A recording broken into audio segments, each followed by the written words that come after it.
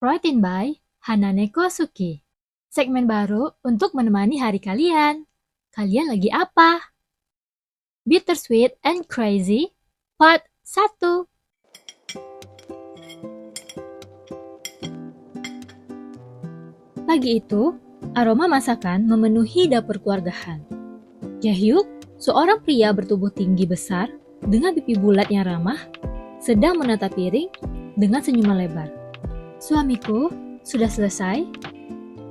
Hyojung, istrinya, melangkah masuk. Di usianya yang masih terlihat seperti pertengahan 30-an itu, ia masih tampak seperti model. Rambut panjang terurai, mata bundar, dan rahang yang tirus. Ya, ayo kita sarapan. Anak-anak, ayo turun! Panggil Jahyuk. Arem, putri pertama mereka, muncul lebih dulu. Ia mewarisi kecantikan ibunya. Kulit putih, tubuh ramping, dan mata yang bersinar. Namun, matanya membelalak melihat tumpukan makanan di meja. Ya ampun ya, ini sarapan atau pesta rakyat?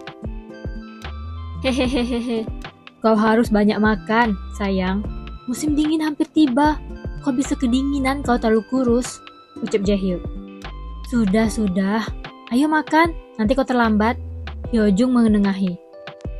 Jaehook melihat sekeliling. Mana adikmu? Gorum, cepat!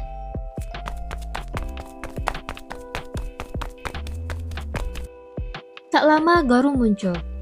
Berbeda dengan kakaknya, Gorum memiliki mata sipit dan pipi cabi yang menggemaskan. Sangat mirip dengan ayahnya. Ia tampak panik mencari sesuatu. Ibu, lihat form yang sudah kuisi kemarin? Tanya Gorum. Yang mana? Ibu saja tidak tahu formnya? Jawab Hyojung. Gorum menghembuskan nafas frustasi dan kembali masuk ke kamar. Ahru memutar bola matanya sebal. Dia benar-benar. Jahyuk menghampiri ke kamar Gorum. Kau kemarin mengisinya di mana? Gorum juga bingung. Di mana ya? Ucapnya. Apa itu penting sekali? Tanya Jahyuk. Aku harus menyerahkannya kepada profesor untuk malam bazar 3 minggu lagi ya, ucap Gorum. Jahyuk garuk-garuk kepala sebentar, berpikir. Ayo, ayah bantu, ucapnya. Jahyuk mencari di tumpukan kertas. Tak lama ia menemukan 2 lembar kertas yang sepertinya Gorum cari. Oh, apakah ini? Tanya Jahyuk. Mata Gorum membesar. Oh, benar! Jahyuk terkekeh. Ya ampun, seharusnya kau memeriksa dengan hati-hati, ucapnya mengingatkan. Gorum memeluk ayahnya. Terima kasih ya. Iya, simpan dulu kertasnya, nanti hilang lagi. Jahyuk mengingatkan. Gorum tersenyum lebar. Oke.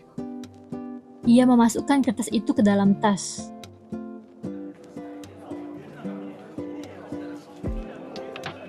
Gorum berjalan di jalan setapak menuju gedung fakultasnya. Ketika itu, ia tidak sengaja bertatapan dengan Ahrum yang berjalan bersama teman-temannya menuju gedung fakultas manajemen di seberang gedung seni. Ahrum memalingkan wajah dan hanya terus berjalan bersama teman-temannya seperti tidak mengenal Gorum. Gorum juga memandang sekitar seperti tidak melihat Ahrum. Han Gorum! Gorum menoleh dan tersenyum lebar melihat seorang gadis berpenampilan feminim dengan rambut panjang terjalin indah ke belakang. Hai Sua, sapanya. Sua yang hari itu mengenakan dress lutut menghampiri Gorum. Kau baru tiba, tanyanya. Gorum mengangguk. Sua menyamakan langkahnya dan Gorum menuju kelas pagi mereka. Ketika itu, matanya tidak sengaja melihat seorang senior pria berjalan di halaman menuju gedung fakultas teknik di sebelah gedung fakultas manajemen. Oh, lihat, senior Le Taiwan! Bisiknya pada Gorum. Gorum menoleh dan mencari-cari orang yang dimaksud. Mana? Tanyanya. Itu yang mengenakan kemeja putih. Jelas Sua sembari menuju orang yang dia maksud. Mata Gorum menemukan sosok Li Taiwan yang dimaksud Sua. Pria itu menyapa pria lain yang juga menuju gedung fakultas teknik. Kau tahu tidak? Ku dengar dari senior, akan ada kencan buta dengan anak-anak teknik. Ucap Sua dengan nada iri. Senior Kim tidak ingin memasukkanku ke dalam kencan buta itu. Lanjutnya cemberut. Goro memandang Sua tak mengerti. Kenapa? Habis. Anak-anak dari manajemen perhotelan juga akan ikut. Keluh Sua. Goro manggut-manggut mengerti. Walaupun sebenarnya dia tidak mengerti. Oh, begitu, gumamnya. Sementara itu, Taehywan mengguncang-guncang lengan seorang pria berkemeja kotak-kotak yang berjalan di sebelahnya. Yunsuk, ayolah Yunsuk, Yunsuk ah. Aku tidak tertarik. Minta yang lain sajalah sudah. Ucap pria yang dipanggil Yunsuk itu. Tidak ada yang lain lagi. Ucap Taehywan frustasi. Seharusnya Taeil yang melengkapi 5 anak teknik mesin untuk acara kencan buta nanti sore. Tapi dia malah kecelakaan. Ayolah, bujuknya lagi. Yunsuk melepaskan tangan Taehywan dari lengannya. Pergilah, ucapnya malas dan masuk ke kelas. Taehywan pantang menyerah. Dia tetap mengikuti Yunsuk. Ia duduk di sebelah pria itu dan menatapnya serius. Kau tidak perlu benar-benar melakukan kencan butanya. Cukup datang dan duduk 1 jam. Lalu pergi. Yang penting ada 5 orang untuk kencan buta hari ini. Jika tidak, acaranya akan batal. Bisa saja malah anak-anak dari teknik komputer yang menggantikan kita, tegasnya. Seolah dunia akan berakhir jika Yunsuk tidak melakukannya. Yunsuk menatap Taehywan kesal. Jangan libatkan aku. Aku tidak punya waktu untuk melakukan itu, protesnya. Kau tidak perlu khawatir. Yang akan ikut kencan buta adalah para gadis dari manajemen perhotelan. Kau tahu kan, gadis-gadis dari manajemen perhotelan cantik-cantik dan pintar. Taehywan tetap membujuk. Yunsuk memijat pangkal hidungnya kesal. Di gedung lain, salah satu anak teknik mesin kecelakaan. Lalu bagaimana dengan acara kencan buta kita? Tanya Arem. Tenang saja, mereka akan mencari penggantinya. Kita tetap akan melakukan kencan buta sore ini, ucap Jia, teman setingkat Arem.